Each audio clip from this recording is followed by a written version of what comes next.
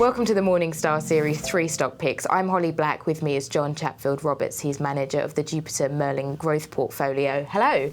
Hello, Holly. So you haven't got 3 stocks for us because you don't invest in stocks. Correct. But you invest in funds. So we've Absolutely. got 3 funds to talk about. Where would you like to start? Well, I thought the first one we would talk about would be Evenlode Income. That is a fund run by a man called Hugh Yarrow and his co-manager Ben Peters.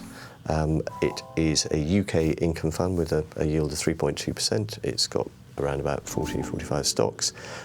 It has basically a growth bias, and that means that they're looking for companies which are going to keep growing year after year after year.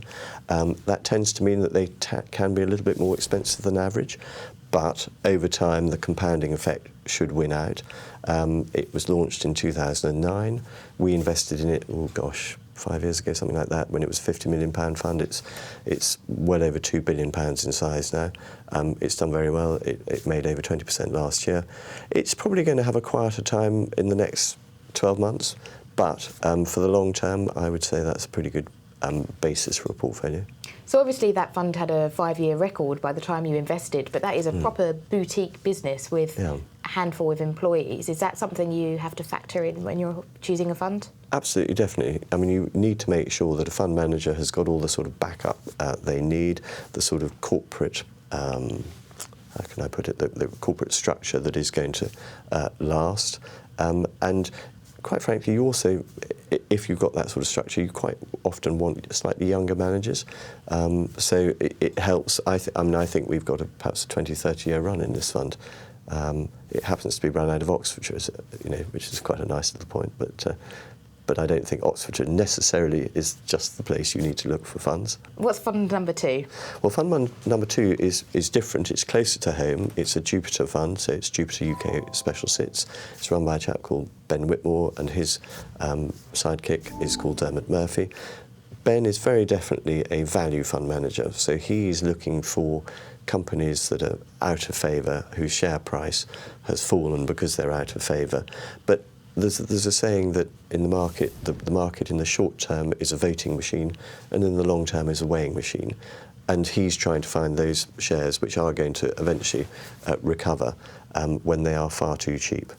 But value funds have had a difficult time in recent years. Has that ever sort of wavered your conviction in that sort of fund? Well, it definitely tests you from time to time. Ben is an absolute class act. He's a very cerebral guy. And if you look at the track record, although value funds per se have done relatively badly, he has managed to hang on in there even through the really bad times. So he's a very good fund manager. And referring to a previous interview when I said it was all about people, Ben is really one of the best. And what's our final fund? Well, the final fund is a global fund. It's Fundsmith Equity, run by a man called Terry Smith, who has had a long career in the city. It's got a relatively limited number of stocks, and it has relatively low portfolio turnover. And again, like Evenlode, like Hugh Yarrow, he is looking for companies that can compound their earnings over time. And although he's concerned about the price he's going to pay, he's not a value manager, and so if value funds do particularly well, you might expect his fund to do less well in the short term. That's another fund that's grown massively. Do you get concerned about funds getting too big? It all depends what they're invested in. So if you've got a large fund that is investing in very large companies, you shouldn't, I don't think, be particularly concerned.